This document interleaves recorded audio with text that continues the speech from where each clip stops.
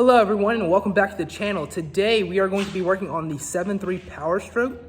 So lately it has been leaking a lot of diesel from the valley area, and I talked to my mechanic and he said it's probably from the fuel pump. There's a little weep hole on the back of it, and since the truck has sat for such a long time before I got it, that weep hole probably just gave loose and is leaking diesel now. So what I have decided to do is go with a electric fuel system. Figured that'd be the best thing for the truck, and since I already deleted the front tank on my truck, I want a bigger tank in the back. So while we're doing all this, we're gonna replace the tank. And I have went and picked up this 38-gallon tank from Classic Diesel Designs. It's an absolutely huge tank. They give you all the hardware you need to extend your brackets and everything. Great price. So I have a new sending unit that I'm going to be putting in this just for the fuel level sensor. And I have went and bought a sump from No Limit Fab. Billet sump, pretty big one. So we are going to start off by drilling a hole in this brand new tank, and the sump comes with their own hole saw. It's in this box. So we're gonna turn this tank over, mark the spot where we're gonna put it, and get to drilling. You can see here I have the center marked for the lowest spot where my sump is gonna go. And as I said earlier, I got this tank from Classic Diesel Designs. I'm gonna leave a link in the description. You can get the tank with the sump and everything like that from them, but I did not know that, so I bought the sump separate. So we're going to grab the hole saw right here, start drilling our hole.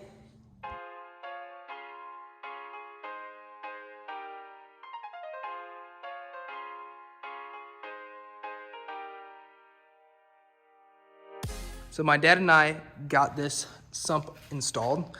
You usually can do it with one person because the gravity is holding the inside plate, you know, towards the ground. But I had to stick my hand in that hole for the sending unit to be able to hold it up there, and then we tightened it on there.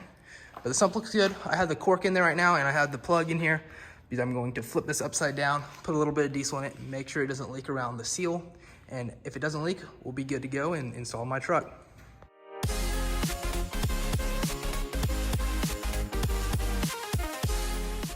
So as you can see, got some diesel in here. That pipe that is sticking up is the return line for the sump. But looking under here, we did have a little leak a while ago because I didn't have that aluminum fitting tightened down enough. And the cork isn't holding that good, which that's not a big deal because I'm mainly making sure that seal from the bottom of the tank to the top of the sump is going to be holding. So as long as there's no diesel dripping from that, we are good. But I'm going to be throwing this sending unit with the fuel level sensor on there.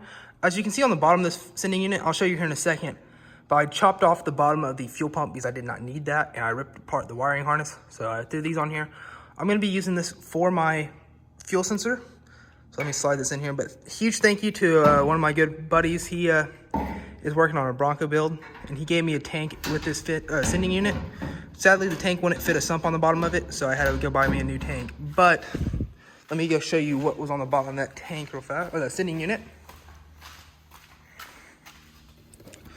It was this fuel pump right here. Just took a hacksaw and a grinder, just chopped it off, and this is gonna be going in the trash. I just saved it so I could show y'all what I cut off. But that should read the correct fuel level, so I am very excited about that. But we're gonna let this sit for about a week and a half, see if it leaks from the top, and after that, we'll be good to go. It's been about a week now. The tank still has diesel in it. I drained it out, and I pulled this plug and this plug, put some of this pipe sealant on it. It has the PTFE, and that's what you're supposed to use for gas and diesel. So it should not go bad, I'm hoping. I also went ahead and got my fuel system, not the system, but the level sensor working correctly. Last night I went under there, hooked this all up. The ground wire goes in this one, and then the yellow is for the power, or the it connects to the resistor, and you can easily just follow it straight down. So it's really easy to fix, and it reads correctly, so I will be good there. Drop my spare tire from the bottom down here, so that's out in the back. I'm not gonna be putting a spare tire back under there. It's just going to be thrown in the back of my truck whenever I go far places.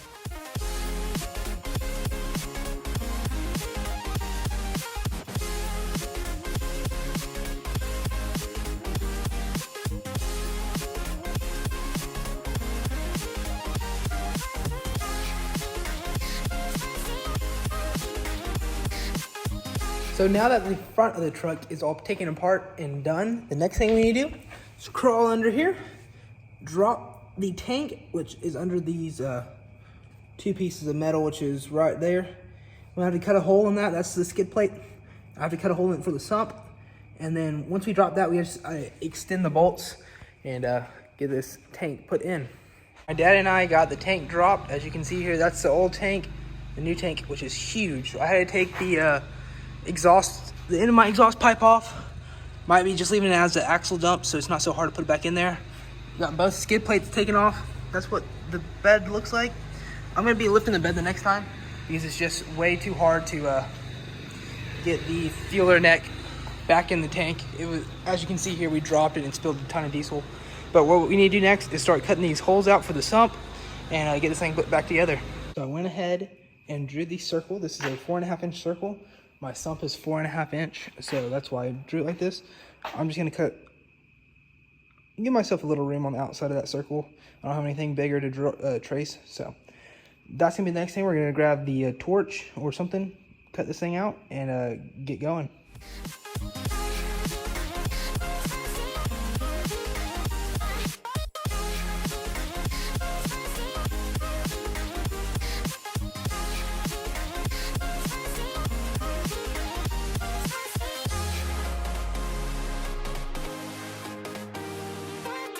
Got the sump hole cut in the skid plate. The next thing we need to do is we took off the bed to be able to get to the tank, and we are going to be putting the new tank in now. I have it sitting over there, but we are going to grab the drop down brackets, put them in first, grab the tank, put it up there, put the skid plate on the bottom, and be done with the tank. So my dad and I got the back tank in. All I have connected right now is the fueler hose or the rollover hose, but we put the plate on the bottom down here. You can see how the sump is fitting with the skid plate. So when you put them on, it looks like it's not going to fit. The bolts aren't long enough, but they are long enough. You just got to push on the tank a little bit, get it snug. And then we also have ran the lines back here, pulled out all the old lines, which are laying over here to the side. It's with the switcher valve. So the next thing to do is hook up these lines to the sump, and we'll be good to go. Okay, so with the sump, they give you this fitting right here that has the tape on it, the pipe threading, and it is too big. It's probably a 1/2 inch hole, and you need a 3/8 inch. So that might be bigger than, it might be like a 5/8. I don't know, that's a big fitting, whatever it is. But you gotta have a 3/8 for your hoses to fit. So that's just something to keep in mind. Now that I finished running up the return lines and the fuel line, I do not have the fuel line hooked yet because I have to install the pump, which is right here on the table. I have to drill 2 holes. They are 3/8 inch holes into my frame rail. Since I don't have a tank here, I'm going to drill them right here where the tank was, kind of where the filler neck is on the truck bed. So I'm gonna drill those right now, and I'll get back to you after that.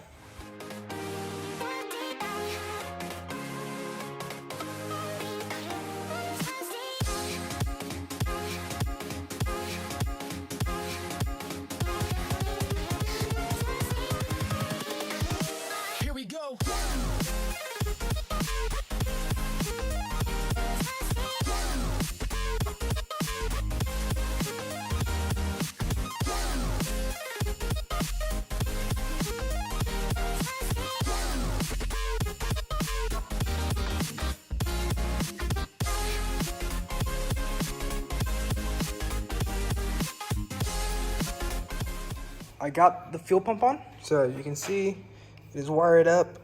Positive goes on top, negative goes on the bottom, and it's engraved on the side of the motor, so you'll be able to see it. Got the fuel lines running in, connected to the bottom of the tank.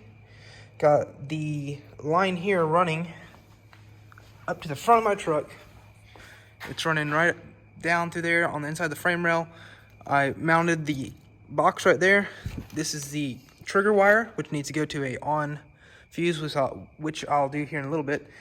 And then here's the end that runs straight to the battery, where you got the heat shrinked tips on there. So next we need to do back here is get the exhaust back on, which I'm gonna have to cut a little piece of my plate out right there. Other than that, we are good to go. So the downpipe is on. It is all wired up. The exhaust is going to stay like that for a second. We're just gonna make sure it runs first. Now, the fuse I used was a 15 amp, and it's the third from the back, and it was for like the daytime running lamps and stuff like that. So we'll see if it stays on or not. We're about to test it. I'm gonna go get the diesel, fill up the tank, and we'll see if it works. Okay, so the truck is put back together. We got the bed on and everything. So let me find the key real fast. So when you turn the key, pump comes on into the bed down there. Give it a couple seconds. Wait for the thing to come off. The fuel gauge works, as you can see there. Here we go. Ready?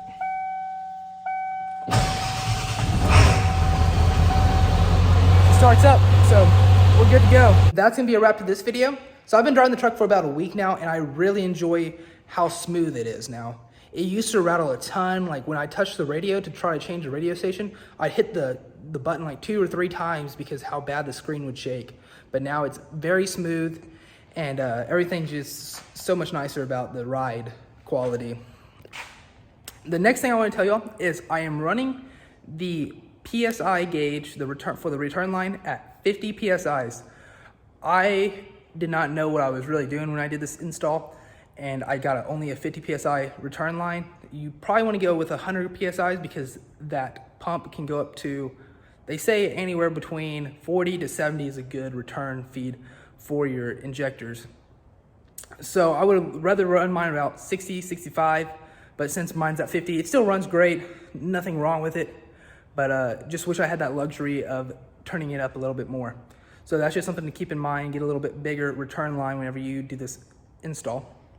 And the last thing I want to tell y'all is whenever you prime your pump, you want to make sure you get fluid to the engine before you try to crank the engine, because if you do that, you're gonna just wear out all your injectors and everything so much faster.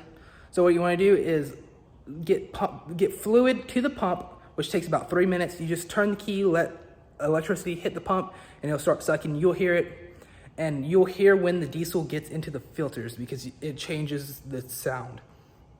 Once they get into the filters, you're going to let it run for another about minute or so. You can also crack a line in the top. I cracked my return line, just loosened it a little bit where air could get through, and that helped prime it a lot faster also. So that's just something to keep in mind. Don't burn up your injectors. And other than that, thank y'all for watching the video. Please like and subscribe, and I'll see you on the next one.